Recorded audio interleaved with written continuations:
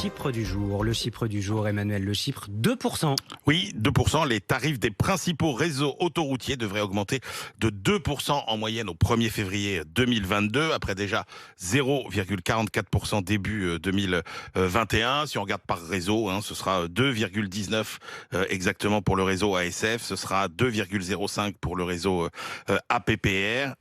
Et donc, évidemment, alors vous avez, comme d'habitude, vous allez me dire que vous trouvez ça cher, sauf que, encore une fois, c'est le résultat bête et méchant de l'application. Cher ou pas cher, une c'est formule surtout de calcul. ça ne fait qu'augmenter. Eh ben, ça ne fait qu'augmenter parce qu'il y a une règle effectivement qui est établie par un décret de 1995. Et rappelons, alors d'abord que ce n'est pas une privatisation des sociétés d'autoroutes, c'est la concession qui a été donnée à des sociétés privées de gérer les autoroutes, mais que c'est bien l'État qui est toujours propriétaire, qu'il a toujours son mot à dire et qu'il a contribué à fixer la règle de calcul. Et la règle de calcul, c'est quoi? Eh bien, c'est que l'augmentation est au minimum de 70% de l'inflation hors tabac de l'année précédente, ce qui correspond à ces 2%. Est-ce qu'elles exagèrent pas quand même un tout petit peu, les sociétés d'autoroutes? Alors, oui, elles vivent bien, mais elles se rémunèrent pour leur activité. Mais souvent, le procès qu'on leur fait, c'est-à-dire d'avoir une rentabilité extraordinaire sur le dos des automobilistes, c'est quand même un peu exagéré. D'abord, il faut rappeler que la concession d'autoroute, c'est un cycle extrêmement long, c'est 50 ans.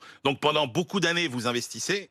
Et en fait, vous ne rentrez dans votre investissement que sur l'argent gagné pendant quelques années. Et donc oui, il y a toujours quelques années pendant la concession sur lesquelles la rentabilité est faramineuse, mais pas ce qui correspond à la rentabilité sur les 50 ans. Et puis ensuite, il y a toujours cette idée quand même assez incroyable que c'est un peu ce fantasme français que croire qu'on peut avoir des autoroutes bien entretenues, gratuites, tout ça parce que ce serait public. Ça n'est pas vrai. Il existe encore des autoroutes publiques en France et elles ne sont pas meilleures et mieux gérées que les autoroutes privées.